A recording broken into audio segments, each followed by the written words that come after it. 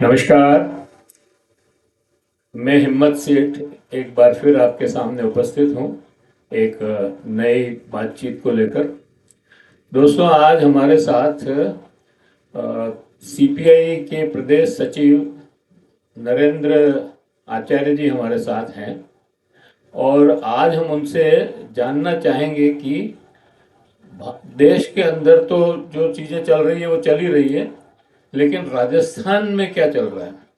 राजस्थान की भजनलाल सरकार क्यों नहीं डिलीवर कर पा रही है पूरी तरह से। और जैसे अभी सिक्योर ये जो स्मार्ट मीटर का लफड़ा चल रहा है सारे देश में ही मतलब है, वैसे तो ये यूपी बिहार वगैरह सब जगह स्मार्ट मीटर पर बहुत बड़े बड़े आंदोलन हो रहे हैं और राजस्थान में भी इसके ऊपर आंदोलन हुए हैं और हो रहे हैं। तो एक तो ये मामला है, दूसरा और भी कई शायद खाद बीज का भी मामला है जो नहीं मिल रहा है ढंग से। तो इन सब बातों को लेकर के मंत्रिमंडल में भी बहुत गहमा गहमी है। बार बार ये आता है कि मंत्रिमंडल विस्तार होने वाला है, फिर होता नहीं है। तीन तीन चार चार बार चीफ मिनिस्टर जो है दिल्ली जाया है लेकिन कुछ फैसला नहीं हुआ। उधर किरोड़ीलाल मीणा अपना अलग राग अलाप रहे हैं। तो कुल मिलाकर के ये है कि हम आज जानना चाहेंगे कि राजस्थान में क्या चल रहा है। तो ज़्यादा ये लंबी चौड़ी बात मैं न करते हुए सीधा मैं आचार्य जी को देता हूँ। उसके पहले कि मैं आचार्य जी को दूँ, ये अपील करना चाहता हूँ कि अगर आपने अभी तक भी हमारे इस YouTube चैनल को सब्सक्राइब न किया है, महावीर समता संदेश को, तो सब्सक्राइब कर ले, बेल आइकन दबाना न भूलें।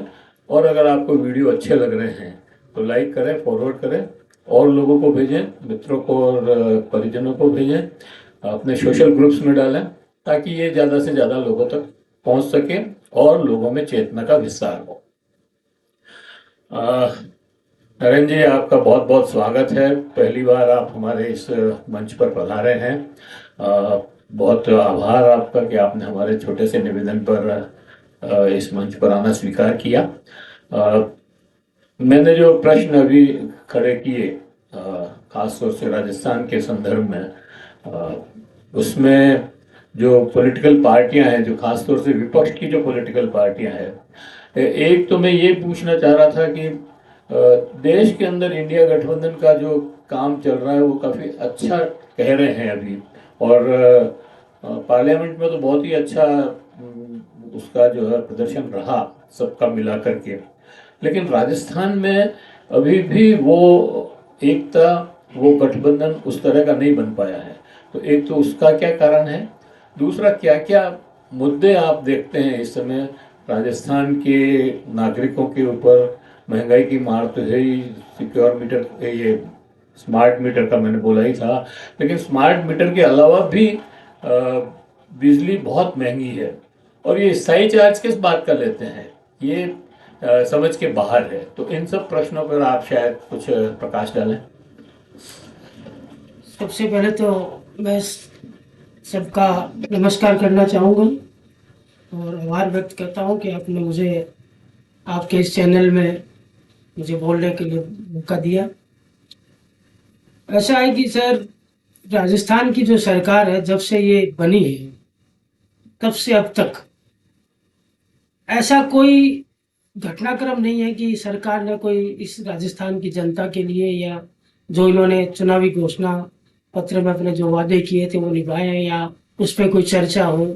ऐसा तो कोई मुझे नहीं लगता है कि ऐसी कोई सरकार कर रही है। ऐसा कोई सरकार का कार्यक्रम भी है। सरकार का कार्यक्रम है जिस तरीके से वो पर्ची के माध्यम से मुख्यमंत्री बने, उसी पर्ची का धर्म निभाने के लिए उनको बार बार दिल्ली जाना पड़ता है। दूसरा, सरकार नाम की कोई चीज ऐसा लग नहीं रहा है राजस्थान की जनता को कि कोई सरकार चल रही है। उसका कारण है कि ब्यूरोक्रेसी जितनी भी है वो हावी है। सरकार का मंत्रिमंडल कोई सक्रिय नहीं है। जो चीफ सेक्रेटरी के तरफ से फाइलें आती है उनको आगे बढ़ाना पड़ता है। स्वतः संज्ञान लेकर उस पर कोई फैसला लेके ऐसी कोई सरकार में हलचल देखने को नहीं मिलती है। कुल मिला के सरकार जिन दो पार्टियों के बीच में, कांग्रेस और बीजेपी के बीच में ज़्यादा कोई अंतर नहीं था। हो सकता है कांग्रेस के कुछ टिकटों में बंटवारों की वजह से कुछ हुआ, कुछ आपसी इंटरनल भी हो सकता है, लेकिन फिर भी सत्ता इनके हाथ में है। लेकिन ये पर्ची की सरकार है। अब जैसे आपने बोला कि भाई मंत्रिमंडल का विस्तार, मंत्रिमंडल का विस्तार तो करना चाहता है भजन लाल जी, मुख्यमंत्री महोदय अपने, लेकिन मंत्रिमंडल का विस्तार तो दिल्ली के आला कमान अमित शाह का इशारा हो, इधर वसुंधरा राजे जी का उपराष्ट्रपति चुनाव का फैसला हो, राष्ट्रीय अध्यक्ष का फैसला हो, जो पार्टी अपने राष्ट्रीय अध्यक्ष को 2 साल से नहीं चुन पा रही है, तो यहाँ मंत्रिमंडल मंत्री खुद अपने सरकार के विभागों पे छापे डाल रहे हैं, उनकी शिकायतें कर रहे हैं। तो इसका मतलब जनता में आक्रोश है, जनता में बिजली के दामों को लेकर भी आक्रोश है, जनता में स्मार्ट मीटर जो लगा रहे हैं मनमाने तरीके से, तो एक बहुत बड़ा बोझ इस राजस्थान की जनता पर पड़ेगा। हालांकि कहीं सुनने में आ रहा है कि डिस्कॉम ने कहा है कि हम उसको फोर्स नहीं करेंगे, लेकिन ये सब हवाई बातें हैं, कोई लिखित में ऐसा नहीं है। वो अपना काम कर रहे हैं जो उनको करना है। अडानी का प्रोजेक्ट है, अडानी मोदी जी के मित्र हैं, तो उनको यहाँ जो कंपनी वो है जो गोवा में उसको ब्लैक लिस्टेड कर दिया गया, वो कंपनी यहाँ पर हमारे स्मार्ट मीटर लगाएगी। तो आम आदमी, गरीब आदमी और आदिवासी, जंगलों में रहने वाले, गांवों में रहने वाले लोगों के ऊपर और किसान के ऊपर बहुत बड़ा ये बोझ आएगा। और सर, मैंने पिछले दिनों कुछ अखबारों में न्यूज़ देखा था कि एक सरकारी अस्पताल में बिल आ रहा था पहले 20 से 25 हज़ार का, वो बिल 15 से 20 लाख का आ गया। वो शायद एसएमएस हॉस्पिटल का ही बिल था, सरकारी हॉस्पिटल का। स्मार्ट मीटर लगाने के बाद 15 लाख के आसपास का बिल आ गया। तो ये सरकार खुद भी देख रही है, लेकिन आम जनता जिस पे ये बोझ आने वाला है, उसके अलावा किसान पे, आप किसान की बात करते हैं, किसान की हालात ये है कि 3-3, 4-4 किलोमीटर लंबी खाद बीज लेने की लाइनें लगी हुई है, और जब नंबर आता है तो कहते हैं वो खत्म हो गई है, 2 दिन बाद आ गई। एक तरफ खाद बीज की कमी, एक तरफ किसान की उपज के दाम की लड़ाई, वो लड़ ही रहा है पहले से ही। तो किसान के ऊपर कर्ज का भी बोझ है, किसान के ऊपर फसल की उपज का भी बोझ है, और अभी पिछले दिनों जो बारिश हो रही है, कहीं अतिवृष्टि हुई है, तो उसका भी किसान पे बहुत ज़्यादा नुकसान हो रहा है। कहीं कहीं फसलों का नुकसान हुआ है, कहीं फसल बोने में हो रहा है, कहीं बीज नहीं मिल रहा है, डीजल आसमान पे है ही। तो कुल मिला के इसकी जो जन विरोधी नीतियां हैं, वो नीतियां, वो डबल इंजन की सरकार कहती है, तो जो डबल इंजन ऊपर कर रहा है, वही नीतियों का प्रभाव नीचे भी आ रहा है। जो नीतियां ऊपर हमारे महामहिम नरेंद्र दामोदर दास जी मोदी लागू कर रहे हैं देश की जनता पर, किसानों पर, देश के संविधान पर जो हमले हो रहे हैं, देश के लोकतंत्र पर जो हमले हो रहे हैं, देश के भाईचारे पे जो हमले हो रहे हैं, जो देश की जो गंगा जमुनी तहजीब है उस पर हमले हो रहे हैं, ये सारी बातें हैं जो आज देश के आम आवाम के सामने, देश के आम जनता के सामने ये फेस है। और जनता भी अब समझ चुकी है, जनता को अब समझ में आ रहा है धीरे धीरे। हाँ, व्हाट्सएप यूनिवर्सिटी से ट्रेंड लोगों को समझ में थोड़ा जल्दी आए, लेट आएगा, लेकिन आएगा उनको भी। लेकिन आम जनता अब धीरे धीरे समझ रही है, और उसका एक उदाहरण हमें देखने को मिल रहा है अभी। जो देश के अंदर इंडिया गठबंधन जिस तरीके से एकजुट होकर, चाहे वो देश की पार्लियामेंट में हो, चाहे वो एसआईआर के मुद्दे पर चुनाव आयोग के सामने प्रेजेंटेशन 300 सांसदों का हो, और जिस तरीके से आंदोलन अभी सासाराम से बिहार में शुरू हुआ, ये एक पहला उदाहरण है, ये पूरे देश में होगा। सासाराम एक उदाहरण है।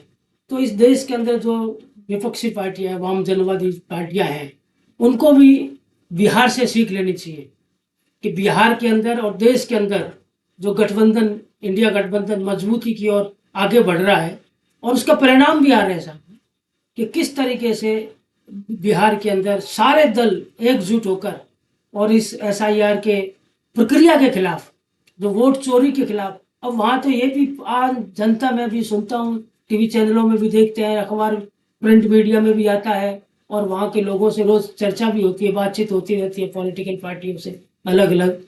वहाँ बच्चे सर, एक प्रश्न ले लेता पिछले दिनों देखा सर कि पूरे राजस्थान के कई हिस्सों में बाढ़ की अतिवृष्टि होने से या बाढ़ की मतलब ये बारिश ज्यादा होने से कई जगह स्कूलों की बिल्डिंगें गिर गई, कहीं बरामदा गिर गया, कहीं छत गिर गई, कहीं और वहाँ जो तो एक जगह तो 19 लोग बच्चे मारे भी गए। बाकी रात में गिरी तो वो लोगों पर असर नहीं हुआ, लेकिन कुल मिलाकर के ये है कि शिक्षा के क्षेत्र में हम बहुत पिछड़े हैं। और जो कुछ शिक्षा हो रही है वो निजी क्षेत्रों में हो रही है, और ये सरकारें जो है, भली केंद्र की सरकार हो, भली राज्य की सरकारें हो, ये शिक्षा में प्राइवेट को, निजी को ही बढ़ावा दे रहे हैं। तो अगर ये निजी को ही बढ़ावा देंगे तो हमारे जो गरीब बच्चे हैं, गांव के बच्चे हैं, वो कैसे पढ़ेंगे? एक प्रश्न तो ये है। दूसरा प्रश्न ये है सर कि जब इतनी विषमता है पढ़ने में, एक जगह बच्चे को टीचर भी नहीं है, स्कूल की बिल्डिंगें भी नहीं है, बिल्डिंग तो नहीं है कोई बात नहीं, लेकिन टीचर तो होना चाहिए, तो टीचर भी नहीं है वहां पर, पढ़ने की किताबें नहीं है, और कुछ पहुंचता नहीं है वहां। और दूसरी तरफ ये जो दून स्कूल की सोसाइटी के जो स्कूल्स हैं, जैसे मतलब दून स्कूल का तो मैंने नाम लिया है, पर डीपीएस वगैरह यहाँ सब चीजें है ही है। तो वैसे स्कूलों के और उन बच्चों के जब 10वीं पास हो जाएंगे या 11वीं पास हो जाएंगे, तब उनका कंपटीशन कैसे होगा? मतलब वो कैसे compete करेंगे? जो गांव के बच्चे हैं वो इन बड़े स्कूलों में या भारी फीस देकर के पढ़ने वाले स्कूलों में, या कोई 3-3 4-4 जगह कोचिंग करके जो तैयारी करते हैं, उनके साथ कैसे compete करेंगे? ये बड़ा प्रश्न है। और जब तक शिक्षा में विषमता को खत्म नहीं करेंगे, मेरे को लगता है देश में जो विषमता बढ़ रही है वो कभी खत्म नहीं होगी।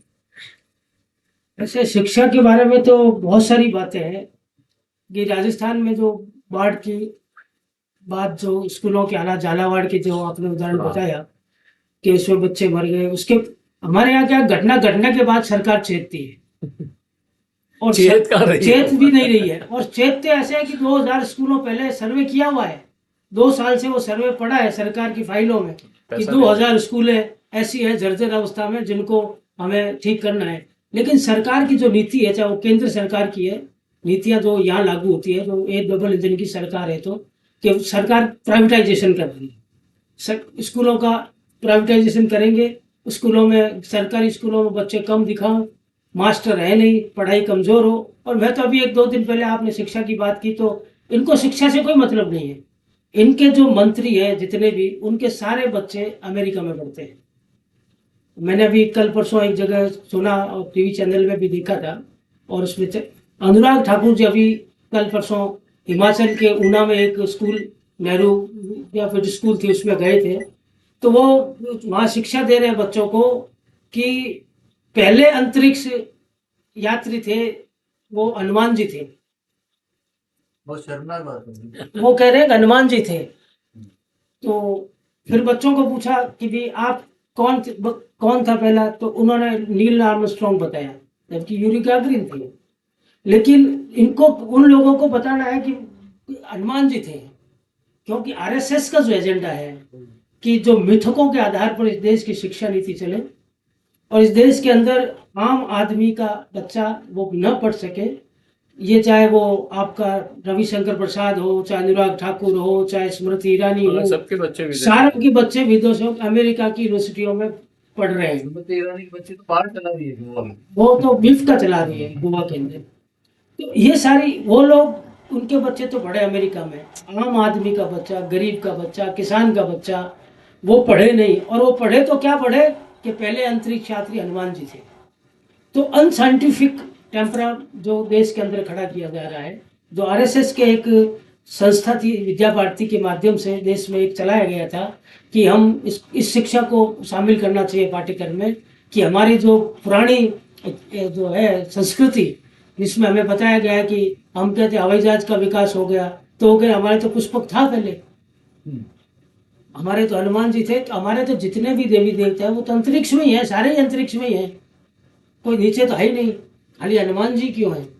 तो इस तरीके जो अनसाइंटिफिक, पंडित नेहरू ने जो शिक्षा के बारे में बात की थी कि शिक्षा एक मॉरल शिक्षा हो और एक साइंटिफिक टेम्पर मानवता का उसमें विकसित हो और वैज्ञानिक आधार पर शिक्षा पद्धति हो। बच्चों को बचपन से अंधविश्वास बचपन से में- ऐसे ही शिक्षा होनी चाहिए। लेकिन चाहे राजस्थान हो, चाहे पूरे देश में अभी जहाँ जहाँ इनकी सरकारें हैं, एक देश के विभिन्न राज्यों में, उन सब जगह प्राइवेटाइजेशन को बढ़ावा देके धीरे धीरे उस स्कूलों को पहले तो मास्टरों की कमी करो, फिर स्कूल में टीचर की कमी करो, फिर ऐसा आदेश निकालो कि यहाँ तो अनप्रोडक्टिव बंद है कर ये, दें। उसको बंद करने का आदेश बंद कर निकालो। दिए। 90,000 स्कूल बंद कर 90,000 दिए। स्कूलें तो बंद कर दी गई है, सरकारी स्कूलें। और जो शिक्षा पर बजट का जो खर्च है वो निरंतर हर बार कम होता जा रहा है। तो शिक्षा कैसे होगी ये? तो शिक्षा पर गंभीर सवाल है। 2.52% रह गया। 3% के आसपास ही है।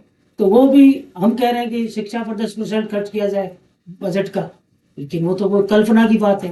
नई शिक्षा नीति में एक तो लगी और नई शिक्षा नीति के बारे में जो अभी नए नए जोड़े जा रहे हैं, अब ये लेके आए कि वीर सावरकर को भी पढ़ाएंगे एनसीईआरटी में, ये भी लेके आ रहे हैं। अभी बड़ा बदलाव किया जा रहा है। बहुत सारे सवाल है शिक्षा के लिए।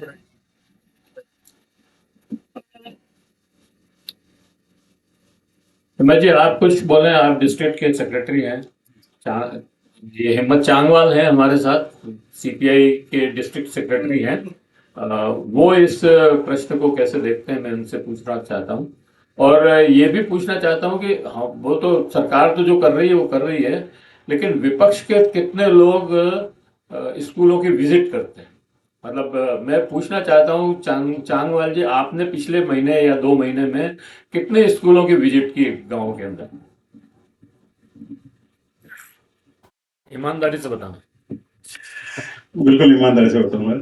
पहली बात तो ये है कि जो शिक्षा के बारे में आप कह दीजिए, जो दोहरी शिक्षा नीति है, जिसमें एक तरफ तो कॉन्वेंट एजुकेटेड एक क्लास है, दूसरी तरफ एक गवर्नमेंट एजुकेटेड क्लास है।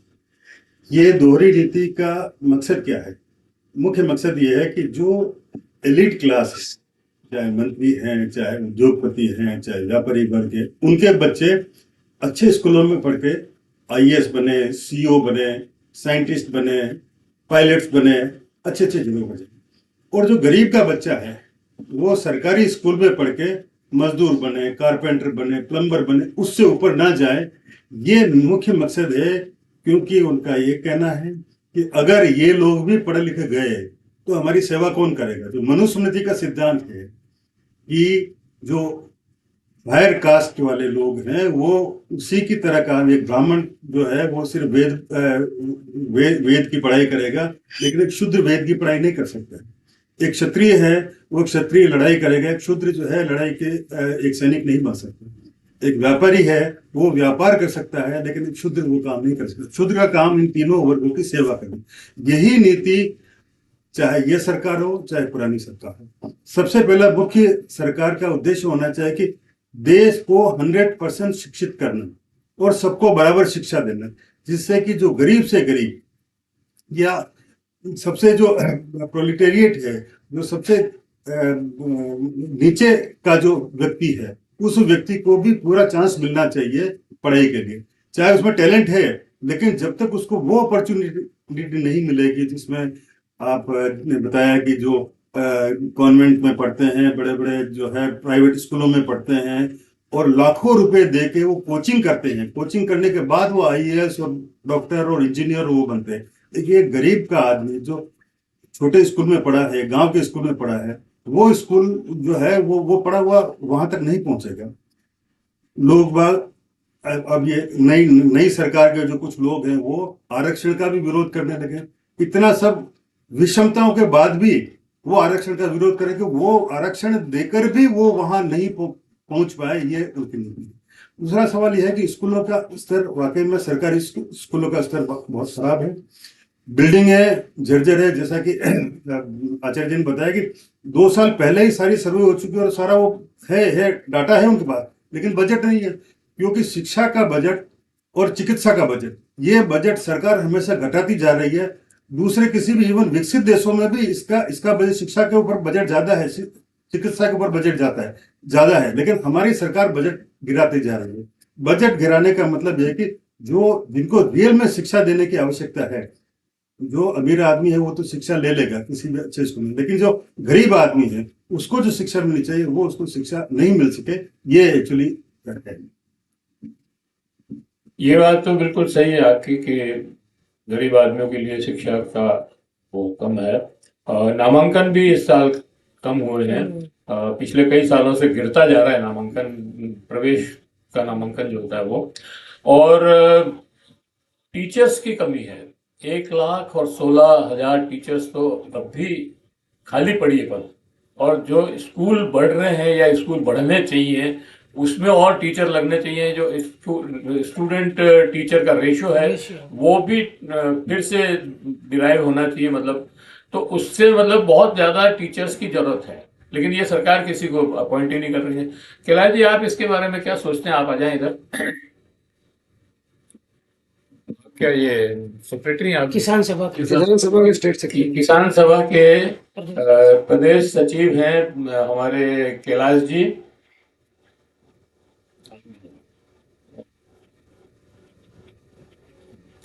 ये इनसे पूछना तो किसान सभा के बारे में चाहिए था कि भाई ये जो एमएसपी नहीं मिल रही है उसके बारे में आप क्या कर रहे हैं?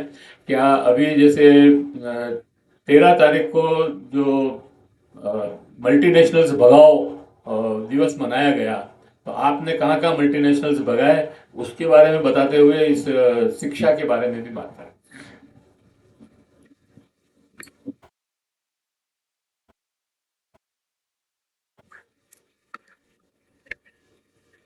सबसे पहले तो मैं धन्यवाद दूं कि मुझे अपने एक अवसर दिया।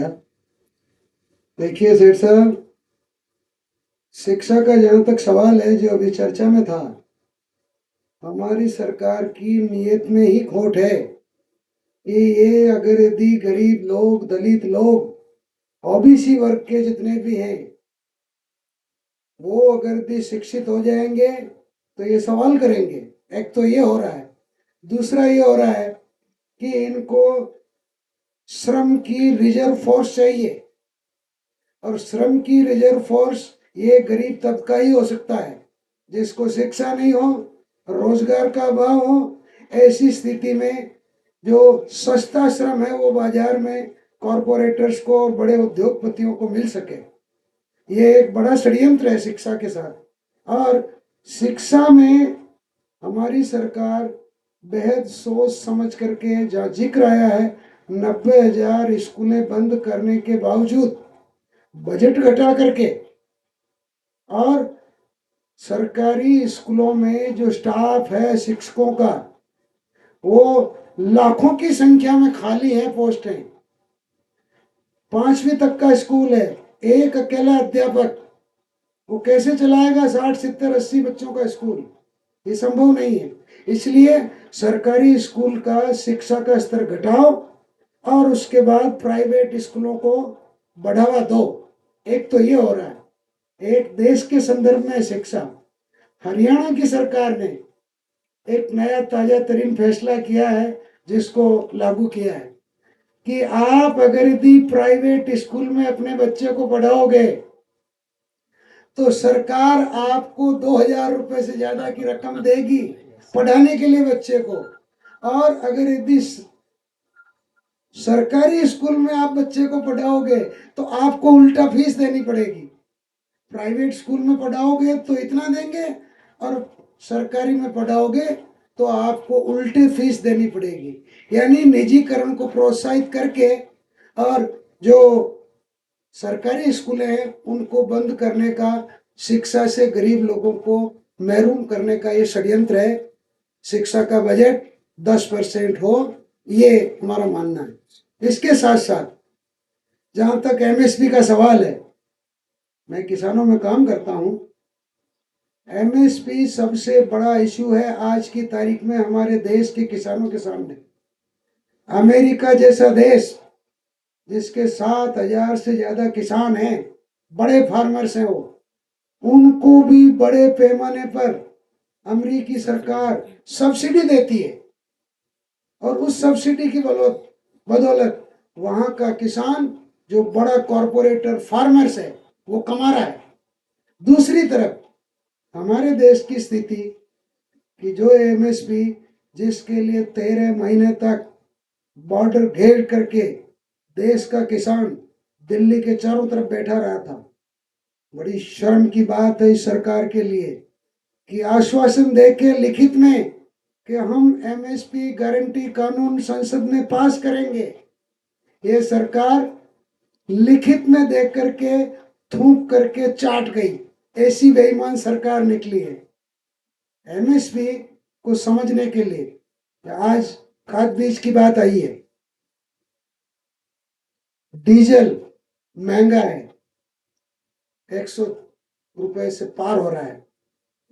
किसान को लागत मूल्य का आधा भी बाजार में नहीं मिलता है।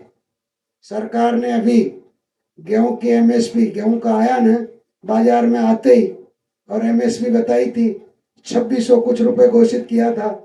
वो गेहूं आज की तारीख में मेरे घर में पड़ा है, मेरे यहाँ पैदा हुआ, 20 से 30 क्विंटल, उसका खरीदार नहीं है 2600 के अंदर, और एफसीआई खरीदती नहीं है।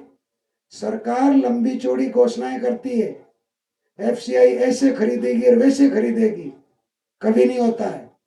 दूसरी तरफ एफसीआई के ना खरीदने पर प्राइवेट व्यापारी के पास किसान औने पौने में देने के लिए मजबूर हो जाता है। क्यों? दो कारण है उसके। एक तो वो प्राइवेट व्यापारी से उधार लाता है खाद बीज दवाई के नाम पर। दूसरा, उसका बैंकों का कर्जा होता है, हर 6 महीने में बैंक से भी लिया हो तो उसको पैसा देना है या क्वार्टरली देना है उसको, और घर का परिवार का खर्चा भी चलाना है। उस मजबूरी का फायदा हमारा ये देश का व्यापारी वर्ग उठाता है और किसान को एमएसपी नहीं मिल पाती है। अभी हाल ही के अंदर एमएसपी ही नहीं और भी अनेक सवाल खड़े हुए हैं। 13 जुलाई का जो आपने जिक्र किया है, 13 अगस्त का, सॉरी, देखिए संयुक्त किसान मोर्चा का भी आह्वान था और वामपंथी दलों का भी था, सेंट्रल ट्रेड यूनियन का भी था, और 13 जुलाई को पूरे राजस्थान में कई एक जगह पर संयुक्त किसान मोर्चा और सेंट्रल ट्रेड यूनियन ने मिलकर के ज्ञापन दिए सरकारों को, जुलूस, धरना, प्रदर्शन, वो सब कुछ हुआ। उसके अंदर स्मार्ट मीटर का भी जिक्र आया है। ये बड़ा लूट का कारखाना है जो खोला गया है किसानों को लूटने के लिए, आम जनता को लूटने के लिए। ये किसान ही नहीं, आम उपभोक्ता, इस देश की सारी आबादी, उससे बड़े पैमाने पर बिजली के नाम पर जो आज जो पैसा लिया जा रहा है, 7.5 से 9.5 रुपए के बीच जा रहा है, उसको ये सरकार 16 से 20 रुपए के यूनिट पर ले जाना चाह रही है। क्या शुभ नाम है? गेबीलाल गेबीलाल जी डामोर, आप भी आ जाओ इधर।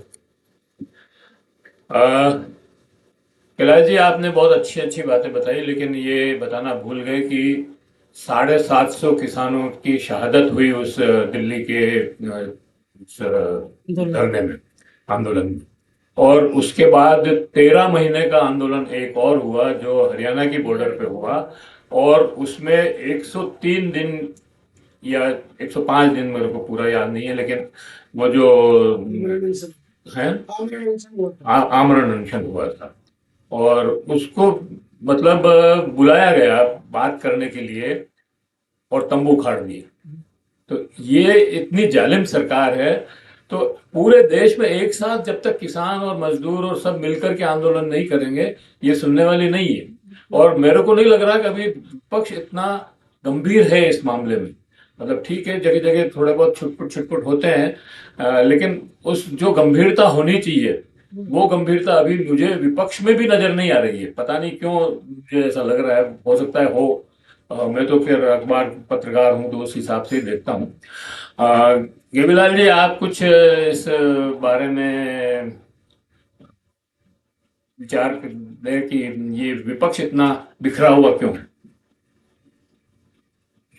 के इस मंच पे शेर साहब का हार्दिक अभिनंदन करता हूँ। आज मुझे बोलने के लिए आपने मौका दिया।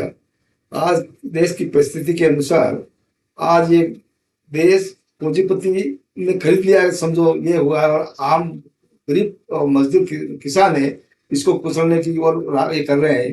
जो एमएसपी वाली बात आई है, वो मानने के लिए तैयार नहीं। वाम मोर्चा और दूसरे सहयोग मिल करके न इसके खिलाफ जन आंदोलन भी कर रहे हैं लेकिन फिर भी ये अपना अपना ही राज चला रहे हैं कि हमें ये करना है, ये बदलना है, ये करना है। तो इस प्रकार का जब तक विपक्ष और ये पूरा एकजुट होकर के नहीं ये करेगा तब तक अपना अब सार्थक नहीं होगा अपनी लड़ाई के लिए। तो मेरा तो यही है कि संयुक्त मोर्चा बने विपक्ष का और वामपंथी दल और सब मिल करके इसको एकजुटता होकर के हमें अब इस को आगे बढ़ाने की वो करनी चाहिए। पीयूष जी इंजीनियर हैं, इरिगेशन में थे पहले और अभी भी उस डिप्लोमा एसोसिएशन में कुछ पदाधिकारी हैं। और अभी इन्होंने 13 अगस्त को जो कॉर्पोरेट भगाओ दिवस था उस रोज भी ज्ञापन वहाँ पर दिए थे। लेकिन पीयूष जी, ये जो टैरिफ का जो हमला हुआ है अभी ट्रम्प साहब के द्वारा, उसमें तो हम सब और हमारे प्रधानमंत्री ने टेक्सटाइल को तो खोल दिया है, जीरो जो है वो ले आए हैं टैरिफ। और मुझे लगता है कि थोड़े दिनों में ये पूरा एग्रीकल्चर खोल देंगे, तो हमारी स्थिति क्या हो जाएगी? हिम्मत जी, मैं क्षमा प्रार्थी हूँ। अपन विदेश में बाद में चलेंगे। आचार्य जी की निरंतरता में मैं पर्ची सरकार, जैसा कि आचार्य साहब ने बताया, अनिर्णय वाली सरकार, और बिल्कुल जिस समय भैरव सिंह जी शेखावत जो ब्यूरोक्रेसी पे मीठालाल मेहता सरकार चलाते थे, उसी तरह भारत सरकार का एक दूत भेजकर पर्ची सरकार के लिए सुधांशु पंत नामक आदमी को बिठाया है। और ये सरकार 1.5 साल से बिल्कुल निकम्मी, नाकारा, किसी भी तरह का कोई काम आम जनता के लिए नहीं कर पाई। एक बात तो ये होगी राजस्थान की, मंत्रिमंडल का विस्तार करना नहीं करना, हिम्मत जी बहुत गौण बात है। कितने भी विस्तार कर लेंगे, ये सरकार जनता के प्रति जवाबदेह नहीं है। ये केवल दो प्रधानमंत्री और गृह मंत्री के प्रति इनकी जवाबदेही है। वो जाके दिल्ली में, वो कुछ कांग्रेस में भी हुआ करता था, अपन इसमें उनको भी नहीं दबाते हैं, वो भी दिल्ली में जाके चाहे गहलोत रहे हों और भी कोई चीफ मिनिस्टर रहे हों, वो हाजिरी वहां दे देते हैं, जनता के प्रति बिल्कुल जवाब देते। दूसरा, बहुत जनों ने किसानों की बात की। किसानों के आंदोलन में तो आजादी के बाद बहुत लोगों ने कुचले होंगे आंदोलन। इंदिरा गांधी ने रेल आंदोलन कुचला, दूसरे लोगों ने बहुत आंदोलन कुचला, लेकिन नरेंद्र मोदी ने जो किसान 750 किसानों का हत्या की है, मैं कहता हूँ गोधरा कांड के बाद यदि वहां 2000 आदमी लगभग मरे थे, यहाँ 750 आदमियों को मारने, किसानों को मारने के लिए जिम्मेदार नरेंद्र मोदी सरकार और अमित शाह गृह मंत्री। आजादी के बाद किसी भी आंदोलन में शायद कर्मचारी हो, मजदूर हो, सड़कों पे कीलियां आज दिन तक अंग्रेजों ने भी नहीं बिछाई थी, उनको दिल्ली में आने से भी रोकने के लिए। और जब बीच में पिछली बार आंदोलन को फेल करना था, तो एक षड्यंत्र के तहत जो सनी देओल का जो एजेंट था, वो ट्रैक्टर लेके लाल किले को गया ताकि उस बहाने आंदोलन को कुचल सके और उनके ऊपर गोलीबारी या कुछ भी करके उनको हटा सके। और बीच में एक नौबत आ भी गई थी, लेकिन किसान आंदोलन का स्वभाव, किसान आंदोलन की एकता की बदौलत वो उस दिन टिकट कोई ले जा नहीं पाए और आंदोलन नहीं कंक्लूड करो। और अब ये बात है एमएस की, आपने बताया कि लिखित समझौता देने के बाद भी भाई, मैं इस सरकार का तो लिखित और किसी में भी कुछ नहीं, ये केवल नागपुर के प्रति जवाबदेह है। अब सबसे बड़ी राजनीतिक घटनाक्रम जो 6 सितंबर को होगा, उससे देश की राजनीति बदलेगी। अब रही बात, जब हम ट्रम्प की बात करें, एक समय ऐसा था, कोरोना प्रारंभ होने वाला था और हमने अहमदाबाद बुला के ट्रम्प को कराया और वहां की गरीबी जनता को टल के चद्दर लगा के वहां की झोपड़ियों को ढका गया और कोरोना ट्रम्प लाए। और यहाँ उन्होंने मोदी जी का प्रचार किया नरेंद्र मोदी स्टेडियम में, और नरेंद्र मोदी ने जो एक समय वीजा के भी मोहताज थे अमेरिका के, उन्होंने जाके अब की बार ट्रम्प सरकार का नारा लगाया। उस समय टाइम बिल्कुल खत्म हो गया, उनका नारा नहीं चला। अब ज्यादा दोस्ती में जो भारत की जनता को हानि हो रही सबसे, और पर्टिकुलर मैं राजस्थान की बात करूंगा, पूरे देश 7 लाख लोग बेरोजगार होंगे। आज के बाद 7 लाख बेरोजगार होंगे और बहुत बड़ी आर्थिक संकट आने वाला है। खींचना पड़ेगा। दोस्तों, हम ये चर्चा को यही समाप्त करते हैं और ट्रम्प की और ये जो टैरिफ वार है, इसके ऊपर एक लंबी चर्चा करनी पड़ेगी, क्योंकि ये 1 मिनट का मामला नहीं है। मैं चाहूँगा कि इसके बाद हम भले उसके ऊपर फिर चर्चा कर लें, लेकिन इसको यहाँ पे समाप्त करते हैं। और आपको वीडियो कैसा लगा कमेंट बॉक्स में जाके बताएं। अच्छा लगा हो तो लाइक करें, फॉरवर्ड करें और लोगों को भेजें।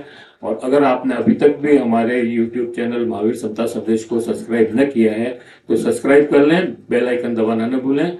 धन्यवाद। फिर मिलते हैं किसी और वीडियो पे विषय के